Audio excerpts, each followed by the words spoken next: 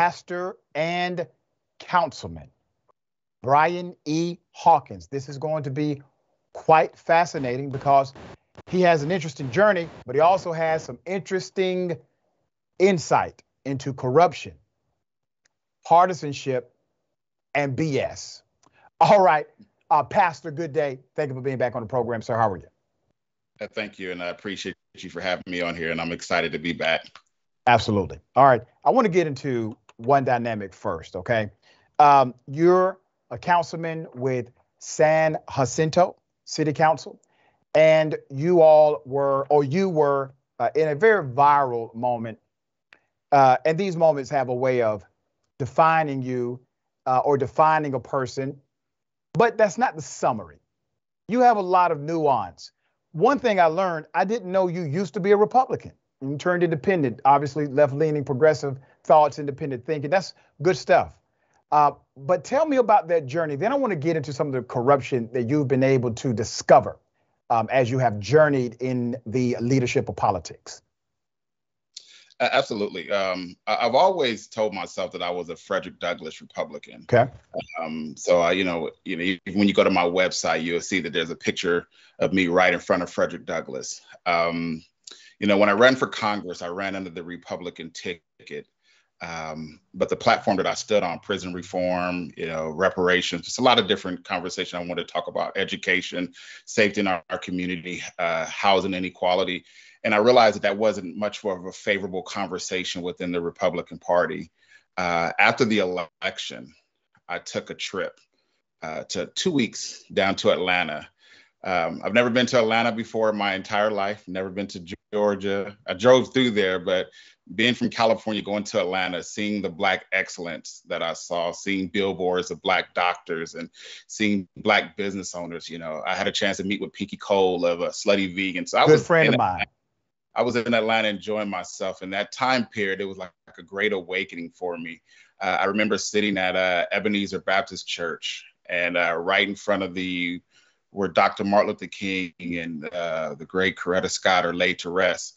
And it was Thanksgiving night, and I sat there all night just listening to his voice. And, tears just ran down. I said, there's no way I can go back to California. This was during the Herschel Walker Warnock runoff. And I came to a conclusion. I couldn't be the West Coast Herschel Walker. And so when I came back to California, I had some meetings with some of the Republicans here. I was asked to be the chairman of the Republican Party of Riverside County. And, I turned it down because there were certain conversations that I couldn't talk about, certain topics that they didn't want me to focus on. And so I unregistered from the Republican Party. And that was it for that part. What did they do to you? And I'm asking it that way specifically because I know how they operate. I know how politics operates generally, but I also know how it operates when there's a very specific reason they would like to connect their agenda to you. But you push back with an agenda that was still very authentic to Black progress, even though contextualized inside of a conservative movement. The problem with the conservative movement is that it is becoming less and less friendly to minority thought. So you're now in this situation where really for you to have space, councilman, you have to be in some ways more extreme than even white conservatives in order to be special to them. So tell us about that dynamic. What happened to you after you told them basically to kiss your ass? What happened? So it wasn't so much of, what was said. It was when I got back from Atlanta, I had a meeting that was really impactful because I was offered, a good position to run a think tank and also to decide if I wanted to be the chairman. And they brought up an interview when I was on OAN a few months right before the election. And I talked about reparations during that interview. And that was a tough pill for them to swallow. And I was literally told that, call it something else, don't call it reparations. That's not something that's going to go over well with a lot of the donors. And I was told not to be so strong on some of the Black issues. And so I just felt like right then that I knew that I didn't want to be the William O'Neill in history. I didn't want to be the person responsible for Black movement getting assassinated. It's so interesting. They said to you, Don't be so strong on black issues. And you know what came to my mind as soon as you said that? I don't think anyone went to Marjorie Taylor Greene and said, don't be so strong on white issues. I don't think anyone went to Trump and said, don't be so strong on white issues, right? But you are a black male, and they want you to adopt a narrative that's antithetical to the community you come from. Now, let me ask you this, dear brother. There are black Republicans who have accepted that role. They were not as authentic as you. They were not as genuine as you. I'm sure you know some of those black Republicans. Come on now. I know probably 2 or 3 black Republicans, but those 2 or 3 black Republicans that I know in Georgia, they know 100% of every other black Republican in the whole state. Okay. What is your message to them about adopting these narratives that are now so extreme? You don't have room in the party to push a black agenda anymore. You know, when I think about when I was in Georgia, and it's interesting that you brought that up. I remember the night that I was in the room at the Chick-fil-A Hall of Fame Center, and it was the Herschel Walker victory party. And I remember reading one of the stickers, and the slogan was "Run, Herschel, Run." Yep. My mind, I felt like a translation, and I, you know, but it felt like it said "Run, N-word, run," and that's what I thought. And you know, and I sat back and I was looking at a lot of the few blacks that were in that room, and I said, you know, the compromise to be in this space. And I was looking at some of the black workers that were working there, and obviously I can tell that they were in favor of seeing Warnock win.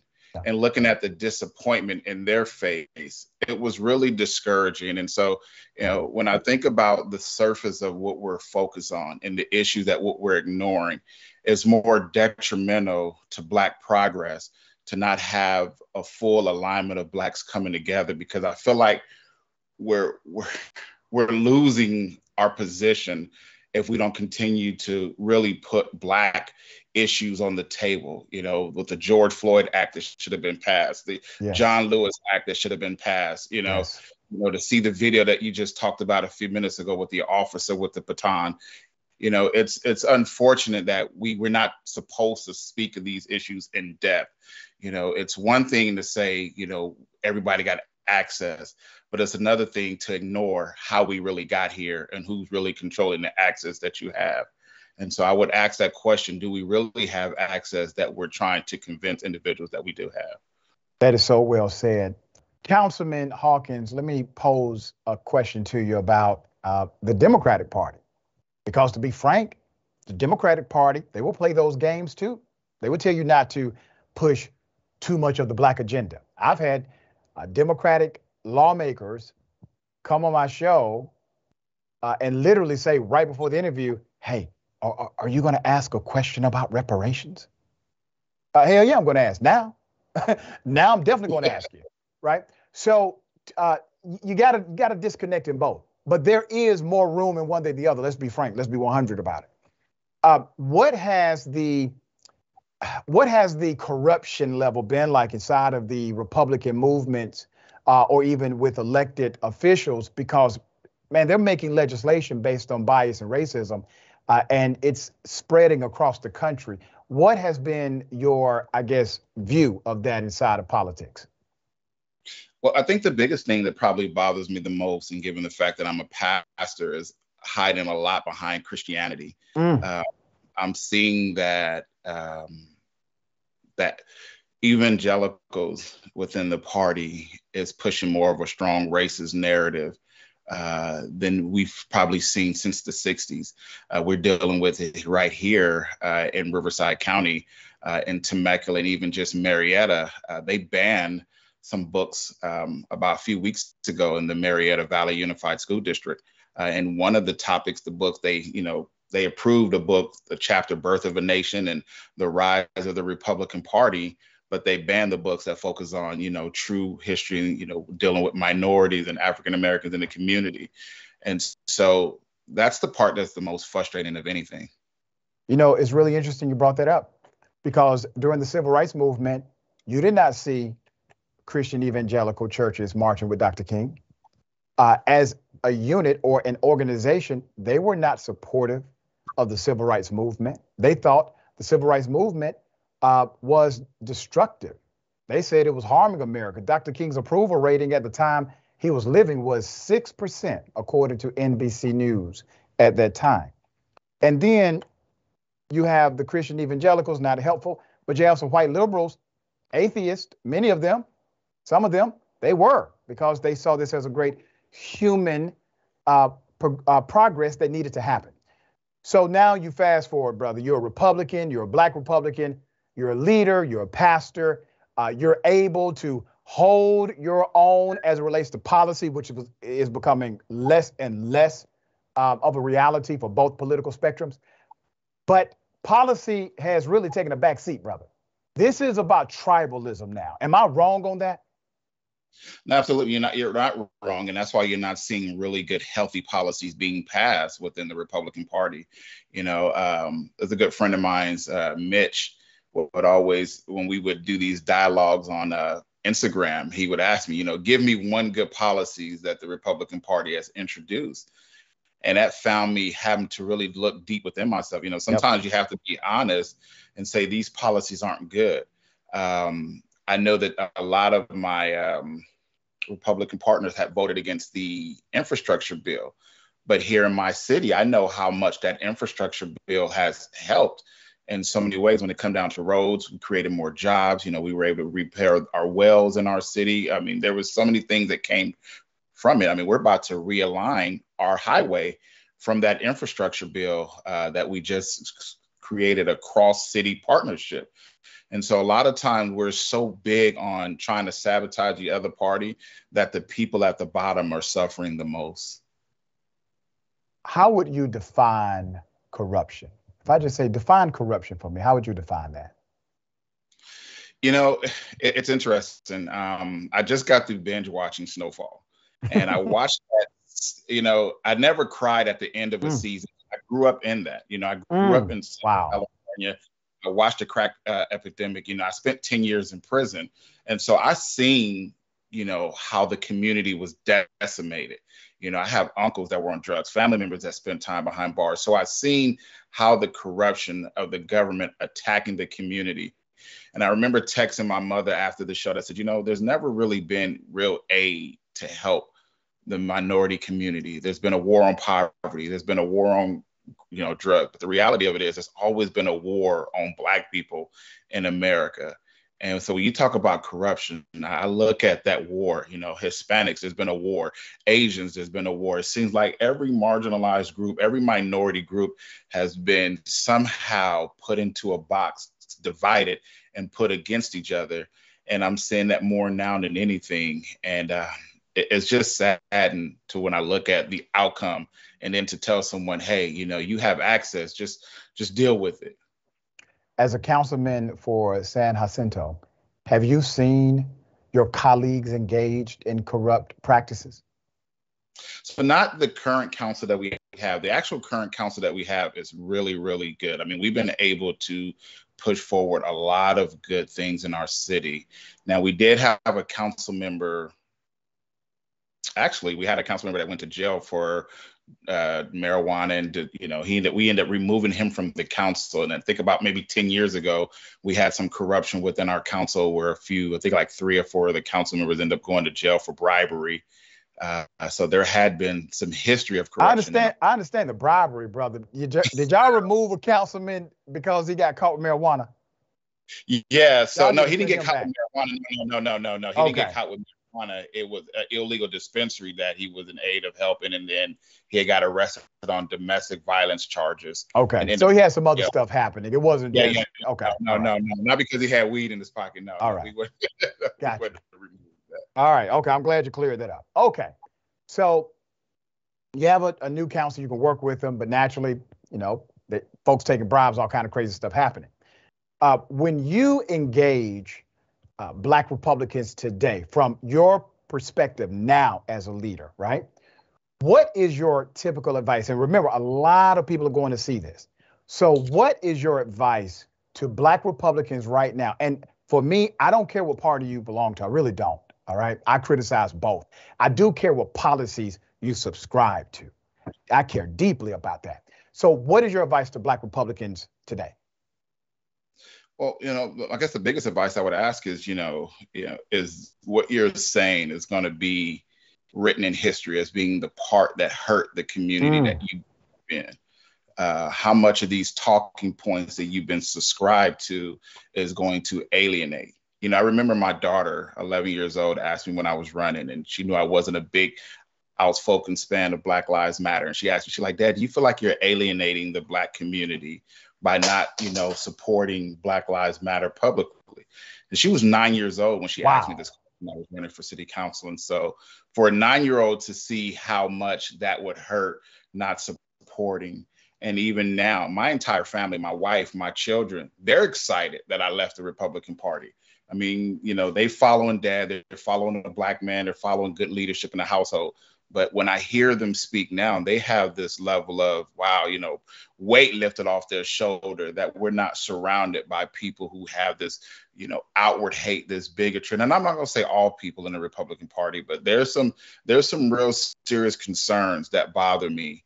That I see that as we get closer to this 2024 election, we're about to see racism that's going to remind us of what the 60s was like. Like the Apostle Paul of Damascus, you saw the light. You decided not to kick against it, but to embrace it and to walk a journey of truth and admit you may have been wrong about some things. One of the greatest indicators of growth and maturity is saying, I was wrong. Dear brother, I appreciate the fact that you are even more of a vigorous leader because you did not reject truth when it was put directly in front of you. For those who are listening, your life, those who are watching, your life has really been a significant journey about understanding experience and having that context. You were in prison for a number of years. You come out. You have this amazing reputation in your community. You're a pastor. You get elected by the people. But there are some who believe, hey, if I have that background, I can't get in politics. And I went through that myself. I was in and out of juvenile detention, had run-ins with law enforcement, was a gang member. But the truth is, you can overcome the mistakes of your youth. You can do that. For those who are listening and watching, brother, who are young, what's your advice to them? Well, mistakes don't define you. That's right. It's how you respond to those mistakes. The last day those cell doors was closed, and I saw so many guys that came in and, in and out. I watched a guy parole Friday, was back Monday. Wow. So I know how hurtful that system is, the revolving door of the prison system. But I would encourage every young person out there that's watching this, don't let moments that may seem like a setback be the thing that you hold on to. Use that moment to be empowered with it. Be the loudest voice in the room, and show people that there's still greatness in you. Every day I wake up, wanting to redefine what it means to be an ex-felon, somebody that grew up in the streets, and give people a sense of hope. And so believe in yourself even when nobody else does. Such a powerful message from a powerful brother.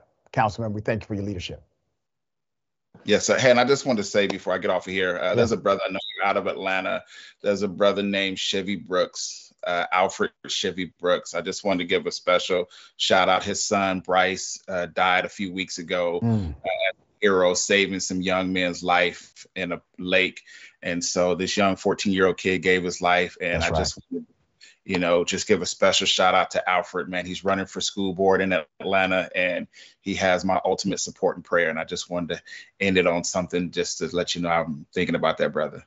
I echo your sentiment. I don't know the brother personally, but I did cover that story when it happened. And you have to imagine to have such an amazing young man who's willing to do something that heroic.